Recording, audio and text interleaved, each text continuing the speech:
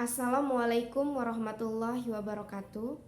Yang terhormat Bapak Arifah Kurniawan SEMSA selaku dosen pengampu mata kuliah Manajemen Keuangan Syariah serta teman-teman akuntansi syariah kelas B yang saya sayangi. Alhamdulillahirrabbilalamin, marilah kita bersyukur kepada Allah Subhanahu wa taala karena hari ini kita masih diberikan kesehatan sehingga saya bersama kelompok 5 dapat mempresentasikan materi kami yang berjudul Ketentuan Syariah pada Pasar Keuangan. Baiklah teman-teman, sebelum masuk kepada materi, izin memperkenalkan diri. Nama saya Aisyah Lutfi Afifah yang bertindak sebagai moderator sekaligus pemateri pertama. Selanjutnya ada rekan saya Wais Al-Korni sebagai pemateri kedua dan Farasti Amalia sebagai pemateri ketiga. Baiklah teman-teman, kita masuk kepada materi yang pertama, yaitu mengenai pasar uang syariah. Pasar uang merupakan tempat pertemuan antara pihak yang memiliki surplus dana dengan pihak yang mengalami defisit dana, di mana dananya ini berjangka pendek, yaitu dana berjangka waktu kurang dari 1 tahun. Nah, pasar uang bukanlah sebuah tempat seperti saham, tetapi sebuah kegiatan. Pasar uang melayani banyak pihak seperti pemerintah, bank, perusahaan asuransi, dan lembaga keuangan lainnya. Sedangkan pasar uang syariah atau yang disingkat PUAS adalah mekanisme yang memungkinkan lembaga keuangan syariah untuk menggunakan instrumen pasar dengan mekanisme yang sesuai dengan prinsip syariah, baik untuk mengatasi persoalan keuangan likuiditas maupun kelebihan likuiditas. Materi selanjutnya yaitu tentang fungsi pasar uang syariah. Pasar uang ini memainkan peran penting dalam membantu pemerintah dan perusahaan sinkronisasi arus kas keluar dan arus masuk, serta bantuan regulator mengontrol suplai uang. Pada dasarnya, pasar uang syariah dengan pasar uang konven memiliki beberapa fungsi serupa. Di antaranya adalah fungsi pengaturan likuiditas. Jika bank syariah memiliki kelebihan likuiditas, ia dapat menggunakan instrumen pasar uang untuk menginvestasikan dananya. Dan jika mengalami kekurangan likuiditas, ia dapat menerbitkan instrumen yang dapat dijual untuk mendapatkan dana tunai. Nah, namun terdapat perbedaan mendasar di antara pasar uang syariah dengan pasar uang konven, yaitu pada mekanisme penerbitan dan sifat instrumen itu sendiri. Dalam pasar uang konvensional, instrumen yang diterbitkan adalah instrumen utang, yang dimana dijual dengan diskon dan didasarkan atas perhitungan bunga. Adapun pasar uang syariah lebih kompleks dan lebih mendasar kepada Al-Quran dan hadis.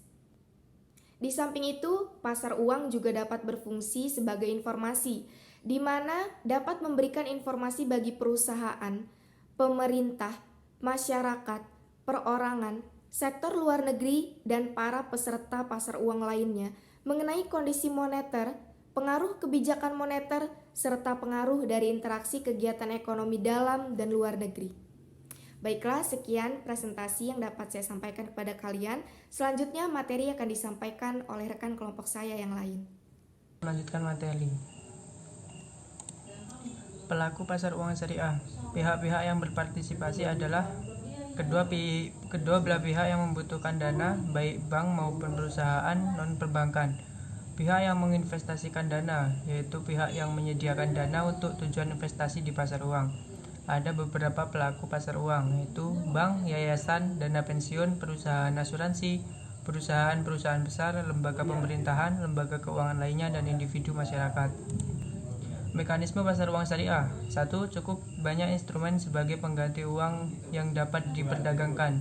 Uang yang diperdagangkan harus mempunyai bentuk atau instrumen tertentu, antara lain sertifikat Bank Indonesia atau SBI, surat berharga pasar uang SPBU, sertifikat deposito, dan call money. Instrumen keuangan syariah di samping harus memenuhi prinsip-prinsip syariah juga harus marketable, yaitu mengandung pendapat yang baik, resiko yang rendah, mudah dicairkan, sederhana, dan fleksibel. 2. Ada lembaga keuangan yang bersedia menjadi pencipta pasar atau market maker. 3. Prasarana komunikasi yang memadai. 4. Informasi keuangan yang dapat dipercaya, yaitu data keuangan perusahaan yang mengeluarkan SPBU agar setiap peminat dapat membuat penelitian mengenai keadaan perusahaan. Baiklah, saya kembalikan kepada moderator. Baik, saya akan melanjutkan materi yaitu instrumen pasar uang syariah. Adapun jenis-jenis instrumen pasar yang uang yang ditawarkan dalam pasar uang dengan sistem syariah di Indonesia antara lain: yang pertama, Sertifikat Bank Indonesia Syariah atau SBIS adalah surat berharga berdasarkan prinsip syariah berjangka waktu pendek dalam mata uang rupiah yang diterbitkan oleh Bani Indonesia. Yang kedua, Repurchase Agreement atau Repo atau SBIS adalah transaksi pemberian pinjaman oleh Bank Indonesia kepada BUS atau UUS dengan agunan SBIS. Yang ketiga, Surat Berharga Syariah Negara atau SBSN adalah surat berharga negara yang diterbitkan berdasarkan prinsip syariah sebagai bukti atas bagian penyertaan terhadap aset SBSN dalam mata uang rupiah. Yang keempat, Repurchase Agreement SBSN adalah transaksi penjualan SBSN oleh bank kepada Bank Indonesia dengan janji pembelian kembali sesuai dengan harga dan jangka waktu yang disepakati dalam rangka Standing Facility Syariah. Yang kelima, Instrumen Pasar Uang Antarbank Syariah atau PUAS adalah kegiatan transaksi keuangan jangka waktu pendek antar bank berdasarkan prinsip syariah baik dalam rupiah maupun valuta asing. Yang terakhir, surat berharga lain yang berkualitas tinggi dan mudah dicairkan adalah surat berharga dalam mata uang rupiah yang diterbitkan oleh badan hukum lain yang mempunyai peringkat tinggi berdasarkan hasil penilaian lembaga pemeringkat yang diakui Bank Indonesia sebagaimana diatur dalam ketentuan Bank Indonesia mengenai lembaga pemeringkat dan peringkat yang diakui Bank Indonesia, dan sewaktu-waktu dengan mudah dapat dijual ke pasar untuk dijadikan uang tunai.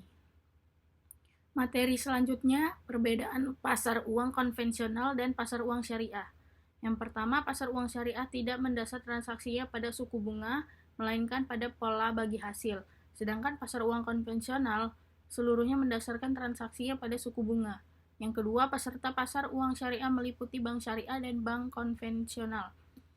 Sedangkan peserta pasar uang konvensional hanya bank konvensional. Yang ketiga, peranti yang digunakan dalam pasar uang antarbank syariah adalah Sertifikat Investasi Mudharabah Antarbank atau IMA. Sedangkan peranti yang umum digunakan dalam pasar uang antarbank konvensional adalah Promise dan Promissory Notes. Yang keempat, Sertifikat Investasi Mudharabah Antarbank atau IMA sebagai peranti utama pasar uang antarbank syariah hanya dapat dialihkan satu kali. Sedangkan terhadap Promise dapat dipindah tangankan berulang kali selama belum jatuh tempo. Yang kelima, dalam perhitungan imbalan peranti pasar uang antarbank syariah tidak mengikut sertakan sama sekali komponen utama perhitungan imbalan dalam pasar uang antarbank konvensional. Yang keenam, resiko yang timbul dari aktivitas transaksi pada pasar uang syariah relatif jauh lebih kecil daripada resiko transaksi pasar uang konvensional. Yang ketujuh, sertifikat IMA sebagai peranti utama pasar uang antarbank syariah diterbitkan sebagai tanda bukti penyertaan, oleh karena itu hanya dapat dipindah tangankan satu kali.